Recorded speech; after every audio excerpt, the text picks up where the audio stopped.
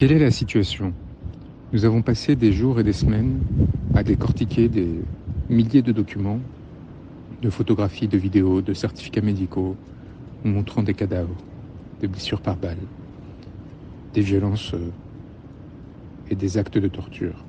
J'ai passé auprès de mes frères de Rebeuss des jours entourés de corps marqués, meurtris par des traces de torture, entourés de personnes qui étaient détenues dans des conditions insupportables et inconcevables du fait de leurs idées, de leurs engagements. Des pères de famille, des médecins, des professeurs, des élus. Et pas loin de nous, des femmes qui avaient eu le courage, comme Falafleur, de s'opposer aux violences. J'ai vu et entendu Papa Abdoulaye Touré dans une vidéo qui n'a pas été rendue publique, violenté, humilié.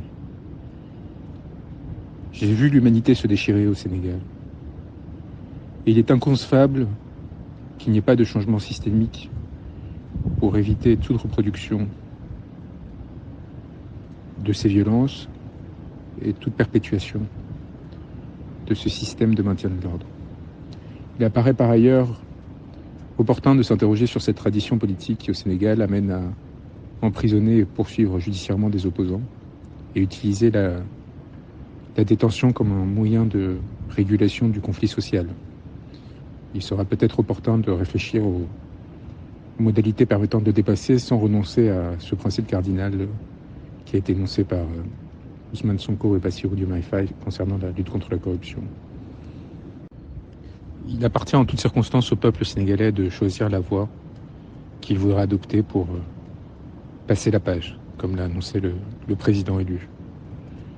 Qu'il s'agisse de procédures judiciaires ou de commissions de réparation, sur l'exemple sud-africain, il m'apparaît essentiel cependant que quelque chose soit fait, que cette parole soit entendue et que les personnes qui ont été martyrs de cette cause ne soient pas oubliées. Je n'oublierai jamais, et le peuple sénégalais n'oubliera jamais que les premiers gestes d'Ousmane Sonko, à chaque moment de violence, ont été pour les familles des victimes. Lui-même n'a pas eu le temps, suite à sa détention, de se recueillir et de se reposer auprès des siens après des mois séparés, suite à des accusations infondées et inacceptables.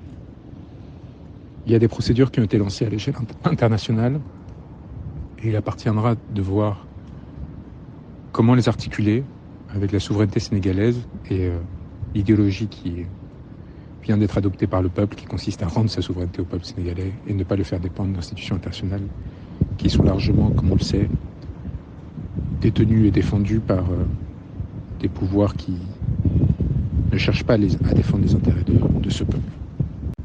Ce peuple a donné une leçon de courage au monde. Il s'est levé pour défendre son droit à être représenté, pour défendre ses idées, et face aux balles, il a tenu bon. Ce à quoi nous avons assisté la semaine dernière, c'est à une victoire de ce peuple.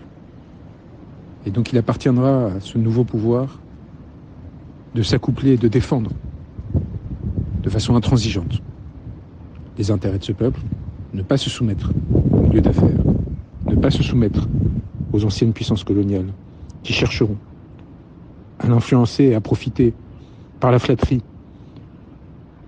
de cette exception sénégalaise telle qu'il la présente pour normaliser leur domination sur ce peuple. Mon rôle, je le crois, s'est achevé avec cette élection. J'ai accompagné cet homme et ce peuple, je les ai aidés, et il leur appartient maintenant de faire leur destin. Je suis très fier, très heureux, très ému, et je me sens particulièrement privilégié d'avoir pu participer à cette aventure. Et je tiens à dire au peuple sénégalais et à tous ceux qui ont pris des risques pour m'aider, me défendre, m'accompagner, parce que moi-même j'avais risqué ma vie pour me mettre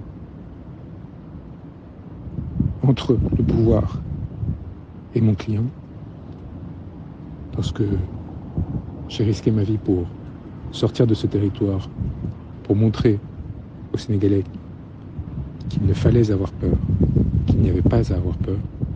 Je voudrais leur dire mon infinie reconnaissance et et la conviction que nous avons fait l'histoire et qu'il appartient maintenant à ceux qui ont été portés par ce mouvement à la tête du pouvoir de lui faire honneur et de se montrer à la hauteur.